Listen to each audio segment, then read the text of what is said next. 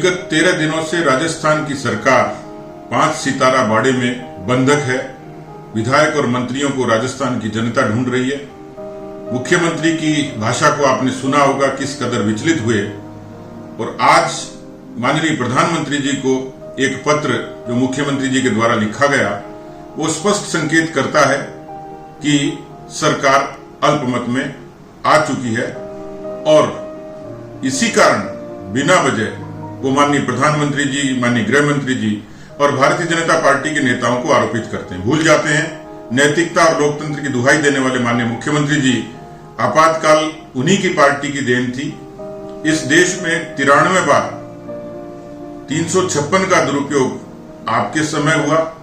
चुनी हुई लोकतांत्रिक सरकारों को बर्खास्त किया गया और इसी तरीके से विगत दिनों जो घटनाक्रम हुए, चाहे कर्नाटक में हुआ हो 2018 में या अभी वर्तमान में महाराष्ट्र में, आपने जनादेश का अपमान करते हुए एक अवसरवादी और अपवित्र गठबंधन को संरक्षण दिया सत्ता के इसी लोभ और लालच के कारण। आज आपकी अपनी लड़ाई जब सड़कों पर आई और आपको शासन और सत्ता जाती हुई दिखी, तो आपने भारतीय जनता पार्टी के नेताओं पर षड्यंत्र पूर्वक एक सुनियोजित साजिश रची।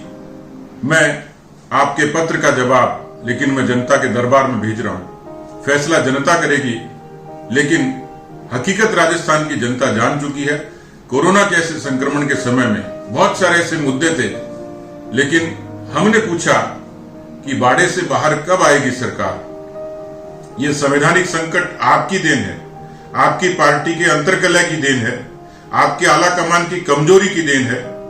कोरोना के कारण जिस तरीके से लगातार मामले बढ़ते जा रहे हैं, टिड्डियों का हमला हुआ, अपराधी बेलगाम हो गए, और इन सारी परिस्थितियों के बीच में आपने राजनीतिक भाषा का तो इस्तेमाल किया, लेकिन आपने किसान कर्जा माफी का नहीं किया, बिजली के बिलों को माफ करने की बात तो नहीं कही, अपराधियों पर लगाम लगाने की बात तो नहीं कही।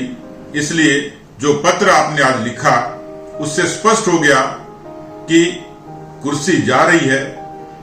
आप विधायकों का विश्वास खो चुके हैं, अपनी पार्टी के विधायकों का। इसलिए कृपया करके भारतीय जनता पार्टी को तोहमत नहीं दें।